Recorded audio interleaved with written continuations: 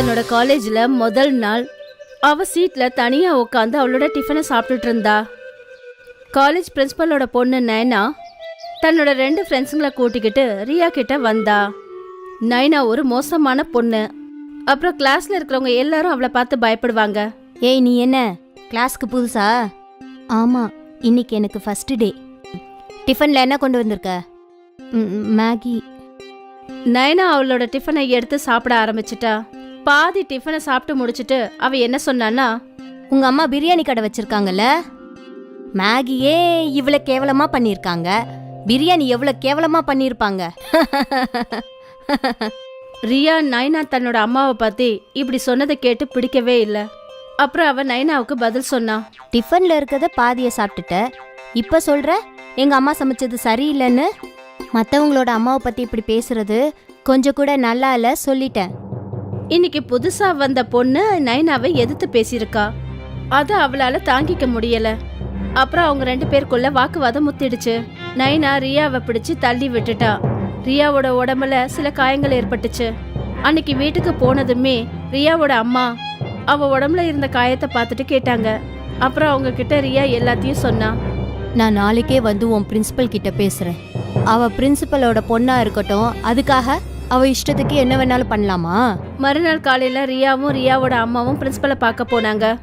ஆனா பிரின்சிபல் அதை ஒத்துக்கவே இல்லை. அதாவது தன்னோட பொண்ணு நைனா இப்படி எல்லாம் செய்வான்னு. அவரு உள்டாவா ரியாவை பொய் சொல்றான்னு சொல்லிட்டாரு. ரியா ரொம்ப சோகத்தோட கிளாஸ்க்கு போயிட்டா.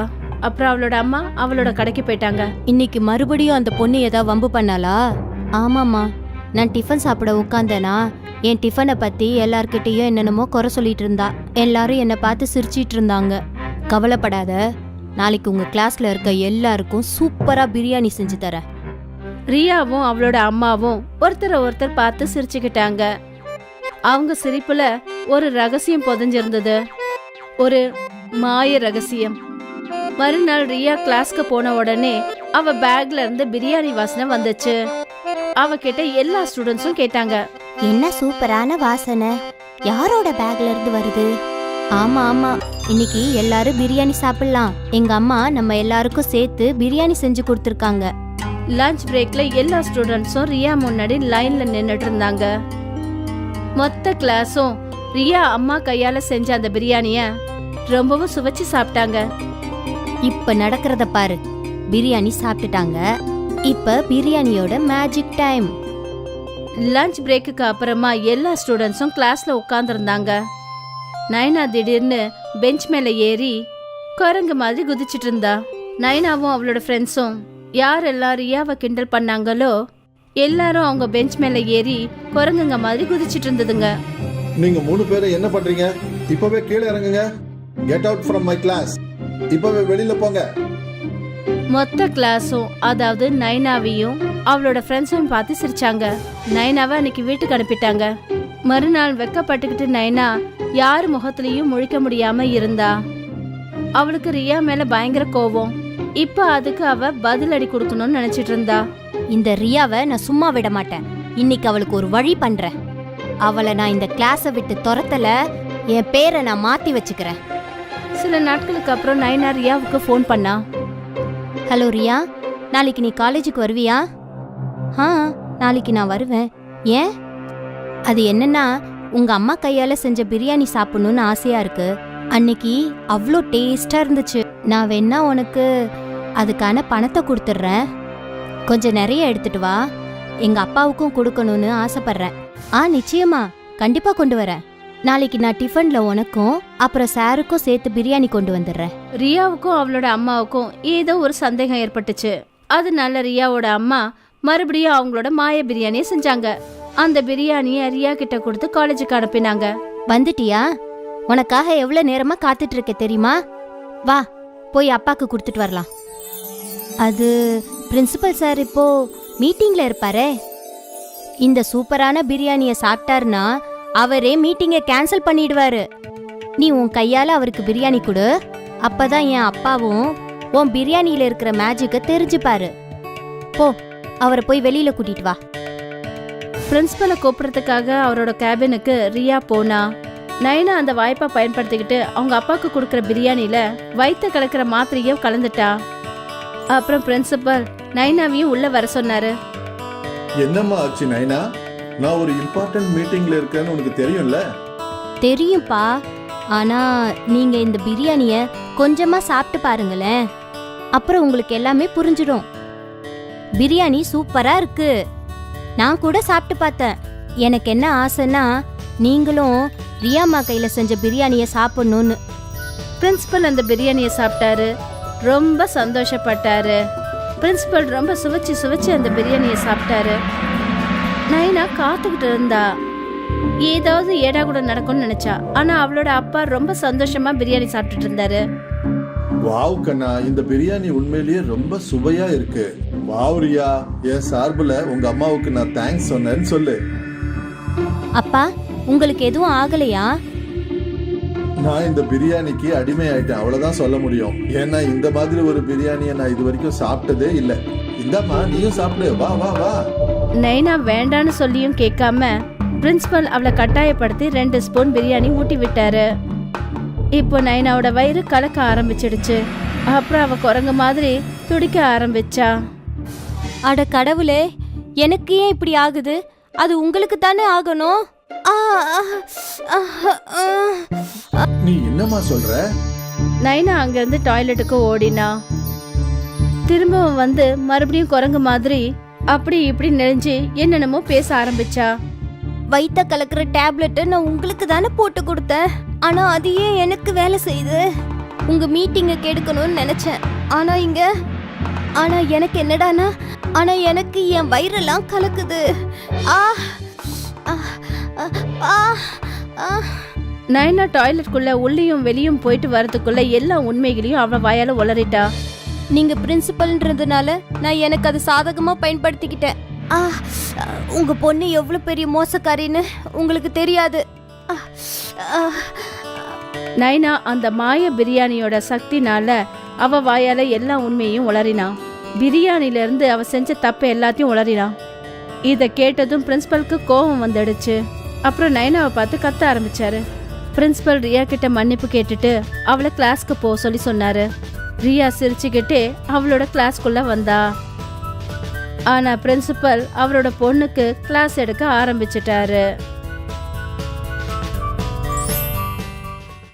ஒரு கிராமத்துல சூக்கா அப்புறம் லம்பு 2 சகோதரர்கள் இருந்தாங்க. ஆனா அவங்க 2 பேருக்குள்ள எப்பவும் ஒத்து போகவே போகாது. 2 பேரோட எண்ணங்கள் என்னன்னா, ஒருத்தருக்கு ஒருத்தர் நல்லா இருக்கிறது பிடிக்கலன்னு நினைச்சுப்பாங்க. அதனால 2 பேருக்குள்ள தினமும் ஏதாவது ஒரு சண்டை நடந்துகிட்டே இருக்கும். அவங்களோட அம்மா அவங்கள சமாதானப்படுத்துவாங்க. ஆனா அவங்க 2 பேரும் அவங்க அம்மா பேச்ச கேட்க மாட்டாங்க. ஆனா இத தனக்கு சாதகமா பயன்படுத்திக்கிட்டான் சத்தூர். தினமும் 2 பேரும் அவங்கவுங்க வேலையை மாத்திக்கிட்டே இருப்பாங்க. ஒரு நாள் சூக்கா பிரியாணி கடை போட்டு இருந்தான். அதே லம்பு கொய்யாக்கா வித்துக்கிட்டு இருந்தான். எங்க பாரு லம்போ, நீ எனக்கு போட்டியா கொய்யாக்கா வித்துட்டு இருந்த. அதனால நான் சிக்கன் பிரியாணி விக்கிற கடைய போட்டுட்டேன். இதுக்கு மேல இங்க எதுவும் ஒம்பு பண்ணிக்கிட்டு இருக்காத. அப்படி பண்ணா உனக்கு நல்லது கிடையாது. இங்க பாருப்பா, இதையே நீ கொஞ்சம் அன்பா சொல்லியிருந்தீன்னா உன் பேச்ச நான் கேட்டிருப்பேன். ஆனா நீ என்னடான்னா இப்போ நீ என்ன மிரட்டி இல்ல சொல்லிக்கிட்டு இருக்கிற.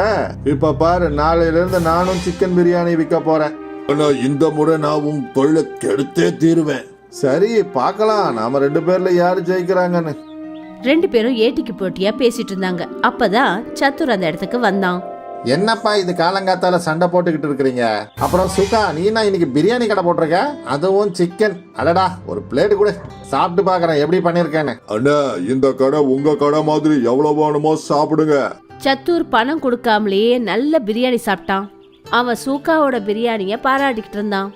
இந்த விஷயம் லம்புக்கு சுத்தமா பிடிக்கல. சுக்கா, நீ பிரியாணி நல்லா பண்ணிருக்க, சாப்பிட்டதுக்கு ரொம்ப அருமையா இருந்தது. இப்ப இங்க வர்ற ஜனங்களுக்கும் இது ரொம்ப பிடிச்சு போகும். இங்க பாருங்கண்ணே, நாளைக்கு என் கையால செய்யற பிரியாணிய சாப்பிட்டு பாருங்க, விரல கூட விட மாட்டீங்க, அவ்வளவு நல்லா இருக்கும். சரிப்பா, நாளைய விஷயத்த நாளைக்கு பாப்போம். இப்ப உங்ககிட்ட இருக்கிற கொய்யாக்காவை கொடு. உன்னுடைய கொய்யாக்காவும் எதுக்கும் குறைஞ்சதில்ல. லம்பு சின்னதா பாராட்டினதுக்கே சந்தோஷமாயிட்டான். அப்புறம் சத்தூருக்கு ஃப்ரீயாவே கொய்யாக்கா கிடைச்சது. சூக்கா நாள் முழுக்க ஒரு பிளேட் பிரியாணி 50 ரூபான்னு வித்தான். அவனுக்கு நல்ல வருமானம் கிடைச்சது. இந்த விஷயம் அவன் கண்ணை பறிச்சுக்கிட்டு இருந்தது. சாயந்தரம் 2 சகோதரர்களும் அவங்க வீட்டுக்கு போயிட்டாங்க. மறுநாள் லம்பு சூக்காவுக்கு முன்னாடியே அவனோட கார்ட்டை எடுத்து புறப்பட்டான். அப்புறம் அவன் அந்த போர்டில் எழுதிட்டான், சிக்கன் பிரியாணி ஒரு பிளேட் 40 ரூபான்னு. கொஞ்ச நேரத்துல அங்க சூக்காவும் வந்துட்டான். முட்டாள், இவ்வளவு விலை குறைவா பிரியாணியை விற்கிற? இன்னைக்கு உன் பிரியாணியை நீ எப்படி விற்கிறேன்னு நான் பார்க்கறேன். 2 பேருக்குள்ள இருக்கிற விலை வித்தியாசத்தை பார்த்துட்டு ஜனங்க லம்பு கிட்ட தான் போனாங்க. அப்புறம் விலை கம்மியா இருந்ததுனால வயிறு நிறைய பிரியாணி சாப்பிட்டுட்டு இருந்தாங்க. இத பார்த்ததும் சூக்காவுக்கும் தன்னோட பிரியாணியை விலை குறைக்கணும்ன்ற ஐடியா வந்தது. அவன் 50 ரூபாய் போட்டிருந்த இடத்துல 40 ரூபான்னு எழுதிட்டான். இப்ப 2 பேர் கடையிலயும் சரிசமமான விலை போட்டிருந்தது. அப்புறம் சாயந்தரம் பிரியாணியை வித்துட்டு அவங்க வீட்டுக்கு வந்தாங்க. நான் கேள்விப்பட்டேன் இன்னைக்கும் நீங்க 2 பேரும் நஷ்டத்துல வந்திருக்கீங்கன்னு. அம்மா, இவன் என்ன மிரட்டினா. இப்போ இவனுடைய கடையை நான் மூடாம விட மாட்டேன். அம்மா, உங்களுக்கு ஒரு விஷயம் தெரியலன்னா தயவு செஞ்சு எதையும் பேசாதீங்க. சரிப்பா, இனிமே நான் எதுவும் சொல்ல மாட்டேன். நீங்க 2 பேரும் எக்கேடாவது போய் தொலைங்க. ஒரு நாள் காலையில சத்துர் சூக்காவை பார்க்க வந்தான். வா சித்திரண்ணே, உட்காரு. இங்க பாருப்பா, நீ என் சொந்தக்காரனா நினைக்கிறேன். அதனாலதான் உனக்கு வியாபாரத்தை பத்தி கத்துக் கொடுக்கலான்னு வந்திருக்கேன். அண்ணே, இது நாள் வரைக்கும் நீங்க சொன்னதை மதிச்சுதான் நாங்க வியாபாரம் பண்ணிக்கிட்டு இருந்தோம். நீ இனிமே பிரியாணி 5 ரூபாய்க்கு விற்க ஆரம்பிச்சிடு. பிரியாணி 5 ரூபாய்க்கு வித்தா சிக்கன் கூட வாங்க முடியாதுன்னு. நீ உன் சகோதரனை தோக்கடிக்கணுமா வேணாமா? அதனால உன் பாக்கெட்ல இருக்கிற பணத்தை நீ செலவு பண்ணி தான் ஆகணும். ஆனா என்கிட்ட பணமே கிடையாது. என்ன உன் அண்ணனா நான் எதுக்கு இருக்கேன்? உனக்கு எவ்வளவு பணம் வேணுமோ நான் தரேன். நீ சம்பாதிச்சதை ஆரம்பிச்சதுக்கு அப்புறம் அந்த பணத்தை திருப்பி கொடு. சத்துர் சூக்காக்கு கடன் கொடுத்தான். அதுக்கப்புறம் சூக்கா ஒரு பிளேட் பிரியாணி 5 ரூபான்னு போர்டு எழுதி போட்டான். அவன் கடைக்கிட்ட ஜனங்க லைன்ல நின்னாங்க. ஜனங்க டோக்கனை கையில வச்சுக்கிட்டு நின்னுட்டு இருந்தாங்க. லம்பு இத பார்த்துட்டு கவலைப்பட்டான். அப்பதான் அந்த இடத்துக்கு சத்துர் வந்துட்டான். என்னப்பா ஆச்சு லம்பு, எதுக்கு கவலையா இருக்க? சங்கடம் எதிர்க்கவே இருக்கு. காரணம் என்னன்னு என்கிட்ட கேக்குறீங்க? அப்படின்னா நீயும் பிளேட் பிரியாணி 5 ரூபாய்க்கு விற்க ஆரம்பிச்சிடு. என்கிட்ட அந்த அளவுக்கு பணமே கிடையாதுண்ணே. இந்த சூக்காவுக்கு எப்படி பணம் வந்துச்சுன்னே தெரியலண்ணே. நீ கவலைப்படாதப்பா, நான் உனக்கு கடன் தரேன். நீயும் 5 ரூபாய் பிரியாணின்னு விற்க ஆரம்பிச்சிடு. சத்துர் லம்புக்கும் கடன் கொடுத்தான். அப்புறம் சகோதரர்கள் 2 பேரும் 5 ரூபாய்க்கு பிரியாணி விற்க ஆரம்பிச்சாங்க. வாங்க வாங்க, ஒரு பிளேட் பிரியாணி சாப்பிட்டு பாருங்க. ஒரு பிளேட் பிரியாணியில 4 துண்டு சிக்கன் இருக்கும். வெறும் 5 ரூபாய் தான். வாங்க வாங்க. சுவையான விலை குறைவான சிக்கன் வெறும் 5 ரூபாய் தான். ஒரு பிளேட்ல 5 துண்டு சிக்கன் வெறும் 5 ரூபாய்க்கு தான். அவங்க 2 பேருக்குள்ள இருக்கிற போட்டியை ஜனங்க அவங்களுக்கு சாதகமா பயன்படுத்திக்கிட்டாங்க. அப்புறம் 5 ரூபான்னு வயிறு நிறைய பிரியாணி சாப்பிட்டாங்க. இன்னைக்கு அண்ணன் தம்பிங்க 2 பேரும் மத்தியானமே சிக்கன் பிரியாணியை வித்துட்டு வீட்டுக்கு வந்துட்டாங்க. இன்னைக்கு எவ்வளவுப்பா சம்பாதிச்சுங்க? சூக்காவும் லம்புவும் அம்மா கிட்ட எல்லா உண்மைகளையும் சொன்னாங்க. சரி, உங்க 2 பேருக்கும் பணம் கொடுத்தது சத்துரா? இப்ப 2 பேரும் நல்லா தெரிஞ்சுக்கங்க அவன் என்ன யோசிக்கிறான்னு. அம்மா, எங்களை மன்னிச்சிருங்கம்மா. ஆமா அம்மா, இங்க 2 பேரும் சண்டை போட்டுக்க மாட்டோம். நாங்க 2 பேரும் எவ்வளவு சண்டை போட்டுக்கிறோமோ அடுத்தவன் அவனுக்கு சாதகமா பயன்படுத்திக்குவான். ஆமாம்மா, இன்னைக்கு நாங்க அதை ரொம்ப நல்லா புரிஞ்சுக்கிட்டோம். இனிமே நாங்க 2 பேரும் சேர்ந்தே வேலை செய்வோம். அந்த சத்துருக்கு நல்ல பாடத்தை கத்துக் கொடுக்குறோமா. 2 சகோதரர்களும் ஒரே கடையில பிரியாணி போட்டாங்க. அப்புறம் போர்டு போட்டிருந்தாங்க, லம்பு சூக்கா பிரியாணி கடைக்காரன். மறுநாள் காலையில அவங்க 2 பேரும் அங்க வந்துட்டாங்க. சத்துர் மறுநாள் போய் பார்த்த போது ரொம்ப அதிர்ச்சி ஆயிட்டான். அப்புறம் அவங்களுக்குள்ள இருக்கிற இந்த ஒற்றுமையை பார்த்துட்டு அங்கிருந்து தூரமா ஓடி போறதா நல்லதுன்னு நினைச்சுக்கிட்டான். நண்பர்களே, இது மூலமா நாம கத்துக்கிட்ட பாடம், அதாவது நாம எப்பவும் ஒற்றுமையா இருக்கணும். அப்படி ஒற்றுமை இல்லைன்னா மத்தவன் அதை தனக்கு சாதகமா பயன்படுத்திப்பான். அதே மாதிரி முகஸ்துதிக்கு கூட கெட்டவனை உள்ள விட்டுட கூடாது. அப்படி விட்டோம் சீக்கிரமா அழிஞ்சு போயிடுவோம். அப்துல் ஒரு பிரமாதமான சமையல்காரர். அவரு சுல்தான் மியா ஹோட்டல்ல தந்தூரி செஞ்சுக்கிட்டு இருந்தாரு. எனக்கு ஒரு தந்தூரி பார்சல் கொடுங்க. இதோ தந்துடுறேன். அப்துல் என்ன, உங்க கையால செய்யற தந்தூரியை பத்தி சொல்லவே தேவையில்ல. நானும் நிறைய ஹோட்டல்ல தந்தூரி சாப்பிட்டிருக்கேன். ஆனா உங்க கையில இருக்கிற கைப்பக்குவம் வேற எங்கேயுமே கிடையாதுண்ணே. நன்றி. என்னுடைய தந்தூரி உங்களுக்கு பிடிச்சிருக்கே, அதுவே சந்தோஷம். அப்துல் பல வருஷங்களா இதே ஹோட்டல்ல தான் வேலை பார்த்துட்டு இருந்தாரு. எல்லாமே நல்லபடியா போயிட்டு இருந்தது. அப்புறம் ஒரு நாள் சுல்தான் மியாவோட பையன் ஹப்சல் ஹோட்டலை பாத்துக்கிற பொறுப்பை ஏத்துக்கிட்டான். தம்பி, உங்க ஹோட்டல் தந்தூரி உண்மையிலேயே சூப்பரே. எனக்கு தெரியும், நிறைய கஸ்டமர்ஸ் அப்துல் அண்ண தந்தூரியை பத்தி பாராட்டுறாங்க. இத கேட்டுட்டு அப்துல் சிரிச்சாரு. அவருக்கு ஹப்சல் மைண்ட்ல இருக்கிற குறுக்குத்தனமான புத்தி என்னன்னு தெரியாது. ஹப்சல் என்ன யோசிச்சு வச்சிருந்தான்னா, அதாவது அவன் தந்தூரி கவுண்டரை பெருசாக்கலாம்னு நினைச்சான். இன்னும் நிறைய சமையல்காரங்களை வைக்கணும்னு நினைச்சான். அப்துல் அண்ண, இன்னும் நீங்க சில சமயக்காரங்களுக்கு உங்களை மாதிரி தந்தூரி செய்ய கத்து கொடுக்கணும். அது என்னன்னா, நான் தந்தூரி கவுண்டரை பெருசாக்க போறேன். அப்பதான் என்னால நிறைய ஆர்டர் எடுக்க முடியும். நிச்சயமா தம்பி, நான் எல்லா சமயக்காரங்களுக்கும் சொல்லி கொடுக்கறேன். இத கேட்டதும் அப்சல் சந்தோஷப்பட்டான். கொஞ்ச நாளைக்கு அப்புறம் தந்திரி கவுண்டர் பெருசாச்சு. இன்னும் 2 சமையல்காரங்க அந்த கவுண்டருக்கு வந்துட்டாங்க, அல்தாஃப் அப்புறம் அர்பாஸ். இப்ப என்ன கவனமா பார்த்து கத்துக்கங்க. என்ன மாதிரியே நல்லா தந்தூரி செஞ்சீங்கன்னா கஸ்டமர்ஸ் உங்களையும் பாராட்டுவாங்க. அப்துல் அவங்க 2 பேருக்கும் தந்தூரி எப்படி செய்யறதுன்னு நல்லா கத்து கொடுத்தாரு.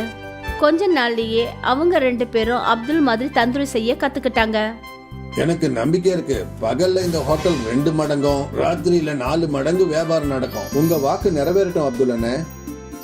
அப்துல் அவங்க 2 பேருக்கும் நல்ல மனசோட தந்தூரி செய்யறது எப்படின்னு கத்து கொடுத்தாரு. ஆனா அப்சல் ரொம்பவே தந்திரமானவன். அவன் மைண்ட்ல பணம் சம்பாதிக்கிறது மட்டும்தான் குறிக்கோளா இருந்தது. அதனால அவன் புது கோழி பண்ணக்காரர்கிட்ட ஒப்பந்தம் பண்ணிக்கிட்டான். இந்த கோழி பண்ணக்காரன் அப்சலுக்கு செத்து போன கோழிங்களை குறைஞ்ச விலைக்கு விற்க ஆரம்பிச்சான். அதனால அப்சலோட லாபம் அதிகமாச்சு. தந்திரி கவுண்டர் பெருசா இருந்ததுனால கஸ்டமர்ஸும் அதிகமாயிட்டாங்க. எல்லாமே நல்லபடியா தான் போயிட்டு இருந்தது. ஆனா ஒரு நாள் அப்துல் அன்னைக்கு அந்த ஹோட்டல்ல ராத்திரி பகல்னு பார்க்காம இருந்தாரு. அப்பதான் அந்த ஹோட்டலோட முதலாளி சுல்தான் அங்க வந்தாரு. கண்ணா அப்சல், ஹோட்டல் எப்படிப்பா போயிட்டு இருக்கு? நல்லா போகுதுப்பா. அது சரி, நம்ம கோழி வாங்குற பண்ணைய மாத்திட்டேன்னு கேள்விப்பட்டேன். ஆமாப்பா, இந்த புது பண்ணக்காரரு குறைஞ்ச விலையிலேயே கோழிகளை நம்மளுக்கு சப்ளை பண்றாரு. அப்படியா? அது எப்படி? ஏன்னா அந்த கோழிங்க ஏற்கனவே செத்து போனதுங்க. அரே அல்லா, ஏன்பா இந்த மாதிரி அநியாயத்தை செய்யற? இது பாவம்பா. இந்த பாவத்தை செய்யாத. நாம கொடுக்கற தந்தூரி சாப்பிட்டு யாருக்காவது உடம்பு சரியில்லாம போச்சுன்னா அப்புறம் அந்த அல்லா நம்மள மன்னிக்கவே மாட்டாரு கண்ணா. அப்படியெல்லாம் எதுவும் நடக்காதுப்பா. எல்லா ஹோட்டல்காரங்களும் இப்படிதான் செய்யறானுங்க. என் ஃப்ரெண்ட்ஸ் ஹோட்டல் எல்லாம் இப்படிதான் நடக்குது. இது வரைக்கும் எந்த நோயும் வந்ததில்லை, இனிமேலும் வராது. உனக்கு அறிகுறி சொல்ல வேண்டியது என்னுடைய கடமை. அதுக்கப்புறம் உன்னோட விருப்பம். இனிமே இந்த ஹோட்டல் உன்னுடையது. நீ தான் இதுக்கு முதலாளி. நல்லதோ கெட்டதோ அது எல்லாம் உன் கையில தான் இருக்கு, சரியா? சுல்தான் சார் அங்கேருந்து கிளம்பி போனாரு. அவங்க பேசினது எல்லாத்தையும் அப்துல் கேட்டுட்டாரு. கொஞ்ச நேரம் பொறுத்து அவரும் அவங்க வீட்டுக்கு போயிட்டாரு. ராத்திரி முழுக்க அப்துல் இதே விஷயத்த பத்தி யோசிச்சுட்டு இருந்தாரு. ஜனங்க உயிரோட விளையாடுற இடத்துல நான் இனிமே வேலை செய்ய மாட்டேன். இது ரொம்பவே பாவம். ஆனா முதலாளி பையன் நான் சொல்றத கேட்க மாட்டாரு. பேசாம இந்த வேலையை விட்டுடலான்னு எனக்கு தோணுது. இப்ப அப்துல் என்ன யோசிச்சாருன்னா, சுல்தான் ஹோட்டல்ல சமைக்கிற வேலையை விட்டுடலான்னு யோசிச்சாரு. மறுநாள் காலையில அவரு ஹோட்டலுக்கு போனாரு. நேத்துக்கு நீங்க பேசுனதை நான் கேட்டுட்டேன். இனிமே இங்க வேலை செய்யறதுக்கு என் மனசாட்சி உறுத்துது. நான் இந்த ஹோட்டலை விட்டு போறதா முடிவு பண்ணிட்டேன். நல்லது. நீ என்ன நினைச்ச? நீ போயிட்டேன்னா இந்த ஹோட்டலை மூடிடுவேன் நினைச்சியா? அதான் இல்ல. ஆனா இதுக்கு மேல உனக்கு எந்த ஹோட்டல்லையும் வேலை கிடைக்காது. அது உறுதி அப்துல்லண்ணே. அத நான் ஏத்துக்கிறேன். வேலை இல்லாம நான் இருந்துருவேன். இந்த மாதிரி ஏமாத்தி சம்பாதிக்க நான் விரும்பல. அப்துல் இப்படி சொல்லிட்டு அங்கிருந்து போயிட்டாரு. அவரு நிறைய ஹோட்டல்ல வேலை தேடி அலைஞ்சாரு. ஆனா அவருக்கு வேலை எங்கேயும் கிடைக்கல. ரொம்ப நொந்து போய் ஒரு நாள் அவரு தன்னோட நண்பன் முஸ்தபா சைக்கிள் கடையில உட்கார்ந்துருந்தாரு. என்னப்பா ஆச்சு? இன்னைக்கு வேலை கிடைக்கலையா? இல்ல நண்பா, என்ன பண்றதுன்னு எனக்கு தெரியல. தந்தூரி பண்ற வேலையை தவிர வேற எந்த வேலையும் எனக்கு தெரியாது. வேற வேலை செய்ய சொல்லி உன்னை யார் சொன்னது? நான் என்ன சொல்ல வரேன்னா, நீயே சொந்தமா ஒரு தந்தூரி கவுண்டர் ஓபன் பண்ணா என்ன? அவ்வளவு பணம் என்கிட்ட இல்ல. தந்தூரி ரொம்ப விலை அதிகம். அது மட்டும் இல்லாம ஹோட்டல் வேணும் இல்ல, அதுக்கு வாடகை, இதுக்கெல்லாம் நான் எங்க போறது? உன்னுடைய எல்லா கேள்விக்கும் ஒரே ஒரு பதில் தான். கொஞ்ச நேரம் வெயிட் பண்ணு. முஸ்தபா 2 பழைய சைக்கிள் ரிம் எடுத்துட்டு வந்தாரு. அப்புறம் அதுல ஹோல்ஸ போட்டு ஒரு கம்பியை போட்டாரு. இந்தா ரெடி ஆயிடுச்சு. என்ன இது? உரிய வைக்கிறேன். முஸ்தபா கிட்ட ஒரு தள்ளி வண்டி இருந்தது. முஸ்தபா அந்த கைவண்டிக்கு மேல இருந்த மரத்தை உடைச்சு எடுத்தாரு. அப்புறம் இந்த தந்தூரை அந்த கைவண்டியில ஃபிக்ஸ் பண்ணாரு. இப்போ இதுக்கு கீழே அடுப்பு கறிய பத்த வை. அப்புறம் இத சுத்தி சுத்தி தந்தூரி பண்ண. அடேங்கப்பா, இது ரொம்ப நல்லா இருக்கே. இதை எப்படி யோசிச்ச? உனக்கு உதவி செய்யணும்னு நினைச்சேன். அதான் யோசனை தானா வந்துருச்சு. நன்றி நன்றி நண்பா. மறுநாள்ல இருந்து முஸ்தபா அந்த கைவண்டியில தந்தூரி விற்க ஆரம்பிச்சாரு. தந்தூரி செய்யறதுல முஸ்தபா கை தேர்ந்த ஆளு. ஆனா அவர்கிட்ட ஹோட்டல் இல்ல. அதனால அவரோட தந்தூரி விலையும் ரொம்ப குறைவா தான் இருந்தது. முஸ்தபாவோட தள்ளுவண்டி தந்தூரி கடையில கஸ்டமர்ஸ் கூட்டம் எப்பவுமே இருந்துகிட்டே இருந்தது. அதே சுல்தான் ஹோட்டல்ல ஃபுட் ஆபீசர்ஸ் வந்து செக் பண்ணாங்க. அப்புறம் செத்து போன கோழியை சமைச்சு விற்கிறதுனால அவங்களோட ஹோட்டலுக்கு சீல் வச்சுட்டாங்க. அந்த குற்றத்துக்காக அப்சலுக்கு சிறை தண்டனை கொடுத்தாங்க. ஒருவேளை இதுதான் இயற்கையோட நியாயம் போல இருக்கு. நல்லவங்களுக்கு எப்பவும் நல்லதுதான் நடக்கும், அப்புறம் கெட்டவங்களுக்கு கெட்டதுதான் நடக்கும். இதுக்கு தான் சொல்லுவாங்க, நல்லதை மட்டும் செய், நல்லதே நடக்கும். அப்துல் ஒரு பிரமாதமான சமையல்காரர். அவரு சுல்தான் மியா ஹோட்டல்ல தந்தூரி செஞ்சுக்கிட்டு இருந்தாரு. எனக்கு ஒரு தந்தூரி பார்சல் கொடுங்க. இதோ தந்துடுறேன். அப்துல் என்ன, உங்க கையால செய்யற தந்தூரியை பத்தி சொல்லவே தேவையில்ல. நானும் நிறைய ஹோட்டல்ல தந்தூரி சாப்பிட்டிருக்கேன். ஆனா உங்க கையில இருக்கிற கைப்பக்குவம் வேற எங்கேயுமே கிடையாதுண்ணே. நன்றி. என்னுடைய தந்தூரி உங்களுக்கு பிடிச்சிருக்கே, அதுவே சந்தோஷம். அப்துல் பல வருஷங்களா இதே ஹோட்டல்ல தான் வேலை பார்த்துட்டு இருந்தாரு. எல்லாமே நல்லபடியா போயிட்டு இருந்தது. அப்புறம் ஒரு நாள் சுல்தான் மியாவோட பையன் அப்சல் ஹோட்டலை பாத்துக்கிற பொறுப்பை ஏத்துக்கிட்டான். தம்பி, உங்க ஹோட்டல் தந்தூரி உண்மையிலேயே சூப்பரு. எனக்கு தெரியும், நிறைய கஸ்டமர்ஸ் அப்துல் அண்ணன் தந்தூரி பத்தி பாராட்டுறாங்க. இத கேட்டுட்டு அப்துல் சிரிச்சாரு. அவருக்கு அப்சல் மைண்ட்ல இருக்கிற குறுக்குத்தனமான புத்தி என்னன்னு தெரியாது. அப்சல் என்ன யோசிச்சு வச்சிருந்தான்னா, அதாவது அவன் தந்தூரி கவுண்டரை பெருசாக்கலாம்னு நினைச்சான். இன்னும் நிறைய சமையல்காரங்களை வைக்கணும்னு நினைச்சான். அப்துல் அண்ணன், இன்னும் நீங்க சில சமயக்காரங்களுக்கு உங்களை மாதிரி தந்தூரி செய்ய கத்து கொடுக்கணும். அது என்னன்னா, நான் தந்தூரி கவுண்டரை பெருசாக்க போறேன். அப்பதான் என்னால நிறைய ஆர்டர் எடுக்க முடியும். நிச்சயமா தம்பி, நான் எல்லா சமயக்காரங்களுக்கும் சொல்லி கொடுக்கறேன். இத கேட்டதும் அப்சல் சந்தோஷப்பட்டான். கொஞ்ச நாளைக்கு அப்புறம் தந்தூரி கவுண்டர் பெருசாச்சு. இன்னும் 2 சமையல்காரங்க அந்த கவுண்டருக்கு வந்துட்டாங்க, அல்தாஃப் அப்புறம் அர்பாஸ். இப்போ என்ன கவனமா பார்த்து கத்துக்கங்க. என்ன மாதிரியே நல்லா தந்தூரி செஞ்சீங்கன்னா கஸ்டமர்ஸ் உங்களையும் பாராட்டுவாங்க. அப்துல் அவங்க 2 பேருக்கும் தந்தூரி எப்படி செய்யறதுன்னு நல்லா கத்து கொடுத்தாரு. கொஞ்ச நாள்லயே அவங்க 2 பேரும் அப்துல் மாதிரி தந்தூரி செய்ய கத்துக்கிட்டாங்க. எனக்கு நம்பிக்கை இருக்கு, பகல்ல இந்த ஹோட்டல் 2 மடங்கும், ராத்திரியில 4 மடங்கு வியாபாரம் நடக்கும். உங்க வாக்கு நிறைவேறட்டும் அப்துல் அண்ணே. அப்துல் அவங்க 2 பேருக்கும் நல்ல மனசோட தந்தூரி செய்யறது எப்படின்னு கத்து கொடுத்தாரு. ஆனா அப்சல் ரொம்பவே தந்திரமானவன். அவன் மைண்ட்ல பணம் சம்பாதிக்கிறது மட்டும்தான் குறிக்கோளா இருந்தது. அதனால அவன் புது கோழி பண்ணக்காரர் கிட்ட ஒப்பந்தம் பண்ணிக்கிட்டான். இந்த கோழி பண்ணக்காரன் அப்சலுக்கு செத்து போன கோழிங்களை குறைஞ்ச விலைக்கு விற்க ஆரம்பிச்சான். அதனால அப்சலோட லாபம் அதிகமாச்சு. தந்தூரி கவுண்டர் பெருசா இருந்ததுனால கஸ்டமர்ஸும் அதிகமாயிட்டாங்க. எல்லாமே நல்லபடியா தான் போயிட்டு இருந்தது. ஆனா ஒரு நாள் அப்துல் அன்னைக்கு அந்த ஹோட்டல்ல ராத்திரி பகல்னு பார்க்காம இருந்தாரு. அப்பதான் அந்த ஹோட்டலோட முதலாளி சுல்தான் அங்க வந்தாரு. கண்ணா அப்சல், ஹோட்டல் எப்படிப்பா போயிட்டு இருக்கு? நல்லா போகுதுப்பா. அது சரி, நம்ம கோழி வாங்குற பண்ணைய மாத்திட்டேன்னு கேள்விப்பட்டேன். ஆமாப்பா, இந்த புது பண்ணக்காரரு குறைஞ்ச விலையிலேயே கோழிகளை நம்மளுக்கு சப்ளை பண்றாரு. அப்படியா? அது எப்படி? ஏன்னா அந்த கோழிங்க ஏற்கனவே செத்து போனதுங்க. அரே அல்லா, ஏன்பா இந்த மாதிரி அநியாயத்தை செய்யற? இது பாவம்பா. இந்த பாவத்தை செய்யாத. அவ கொடுக்கற தந்தூரி சாப்பிட்டு யாருக்காவது உடம்பு சரியில்லாம போச்சுன்னா அப்புறம் அந்த அல்லாஹ் நம்மள மன்னிக்கவே மாட்டாரு கண்ணா. அப்படியெல்லாம் எதுவும் நடக்காதுப்பா. எல்லா ஹோட்டல்காரங்களும் இப்படிதான் செய்யறானுங்க. என் ஃப்ரெண்ட்ஸ் ஹோட்டல் எல்லாம் இப்படிதான் நடக்குது. இது வரைக்கும் எந்த நோயும் வந்ததில்ல, இனிமேலும் வராது. உனக்கு அறிகுறி சொல்ல வேண்டியது என்னுடைய கடமை. அதுக்கப்புறம் உன்னோட விருப்பம். இனிமே இந்த ஹோட்டல் உன்னோடையது. நீ தான் இதுக்கு முதலாளி. நல்லதோ கெட்டதோ அது எல்லாம் உன் கையில தான் இருக்கு, சரியா? சுல்தான் சார் அங்கேருந்து கிளம்பி போனாரு. அவங்க பேசினது எல்லாத்தையும் அப்துல் கேட்டுட்டாரு. கொஞ்ச நேரம் பொறுத்து அவரும் அவங்க வீட்டுக்கு போயிட்டாரு. ராத்திரி முழுக்க அப்துல் இதே விஷயத்தை பத்தி யோசிச்சுட்டு இருந்தாரு. ஜனங்க உயிரோட விளையாடுற இடத்துல நான் இனிமே வேலை செய்ய மாட்டேன். இது ரொம்பவே பாவம். ஆனா முதலாளி பையன் நான் சொல்றத கேட்க மாட்டாரு. பேசாம இந்த வேலையை விட்டுடலான்னு எனக்கு தோணுது. இப்ப அப்துல் என்ன யோசிச்சாருன்னா, சுல்தான் ஹோட்டல்ல சமைக்கிற வேலையை விட்டுடலான்னு யோசிச்சாரு. மறுநாள் காலையில அவரு ஹோட்டலுக்கு போனாரு. நேத்துக்கு நீங்க பேசுனதை நான் கேட்டுட்டேன். இனிமே இங்க வேலை செய்யறதுக்கு என் மனசாட்சி உறுத்துது. நான் இந்த ஹோட்டலை விட்டு போறதா முடிவு பண்ணிட்டேன். நல்லது. நீ என்ன நினைச்ச? நீ போயிட்டேன்னா இந்த ஹோட்டலை மூடிடுவேன்னு நினைச்சியா? அதான் இல்ல. ஆனா இதுக்கு மேல உனக்கு எந்த ஹோட்டல்லையும் வேலை கிடைக்காது. அது உறுதி அப்துல்லண்ணே. அத நான் ஏத்துக்கிறேன். வேலை இல்லாம நான் இருந்துருவேன். இந்த மாதிரி ஏமாத்தி சம்பாதிக்க நான் விரும்புறேன். அப்துல் இப்படி சொல்லிட்டு அங்கிருந்து போயிட்டாரு. அவரு நிறைய ஹோட்டல்ல வேலை தேடி அலைஞ்சாரு. ஆனா அவருக்கு வேலை எங்கேயும் கிடைக்கல. ரொம்ப நொந்து போய் ஒரு நாள் அவரு தன்னோட நண்பன் முஸ்தபா சைக்கிள் கடையில உட்கார்ந்திருந்தாரு. என்னப்பா ஆச்சு? இன்னைக்கு வேலை கிடைக்கலையா? இல்ல நண்பா, என்ன பண்றதுன்னு எனக்கு தெரியல. தந்தூரி பண்ற வேலையை தவிர வேற எந்த வேலையும் எனக்கு தெரியாது. வேற வேலை செய்ய சொல்லி உன்னை யார் சொன்னது? நான் என்ன சொல்ல வரேன்னா, நீயே சொந்தமா ஒரு தந்தூரி கவுண்டர் ஓபன் பண்ணா என்ன? அவ்வளவு பணம் என்கிட்ட இல்ல. தந்தூரி ரொம்ப விலை அதிகம். அது மட்டும் இல்லாம ஹோட்டல் வேணும் இல்ல, அதுக்கு வாடகை, இதுக்கெல்லாம் நான் எங்க போறது? உன்னுடைய எல்லா கேள்விக்கும் ஒரே ஒரு பதில் தான், கொஞ்ச நேரம் வெயிட் பண்ணு. முஸ்தபா 2 பழைய சைக்கிள் ரிம் எடுத்துட்டு வந்தாரு. அப்புறம் அதுல ஹோல்ஸ போட்டு ஒரு கம்பியை போட்டாரு. இந்தா ரெடி ஆயிடுச்சு. என்ன இது? புரிய வைக்கிறேன். முஸ்தபா கிட்ட ஒரு தள்ளி வண்டி இருந்தது.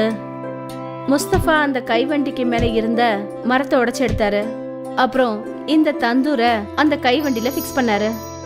இப்போ இதுக்கு கீழே அடுப்பு கறிய பத்த வை. அப்புறம் இத சுத்தி சுத்தி தந்தூரி பண்ண. அடேங்கப்பா, இது ரொம்ப நல்லா இருக்கே. இதை எப்படி யோசிச்ச? உனக்கு உதவி செய்யணும்னு நினைச்சேன், அதான் யோசனை தானா வந்துருச்சு. நன்றி நன்றி நண்பா. மறுநாள்ல இருந்து முஸ்தபா அந்த கைவண்டியில தந்தூரி விற்க ஆரம்பிச்சாரு. தந்தூரி செய்யறதுல முஸ்தபா கை தேர்ந்த ஆளு. ஆனா அவர்கிட்ட ஹோட்டல் இல்ல. அதனால அவரோட தந்தூரி விலையும் ரொம்ப குறைவா தான் இருந்தது.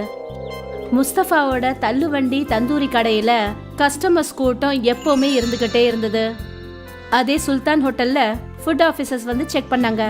அப்புறம் செத்து போன கோழியை சமைச்சு விற்கிறதுனால அவங்களோட ஹோட்டலுக்கு சீல் வச்சுட்டாங்க. அந்த குற்றத்துக்காக அப்சலுக்கு சிறை தண்டனை கொடுத்தாங்க. ஒருவேளை இதுதான் இயற்கையோட நியாயம் போல இருக்கு. நல்லவங்களுக்கு எப்போ நல்லதுதான் நடக்கும், அப்புறம் கெட்டவங்களுக்கு கெட்டதுதான் நடக்கும். இதுக்கு தான் சொல்லுவாங்க, நல்லதை மட்டும் செய், நல்லதே நடக்கும்.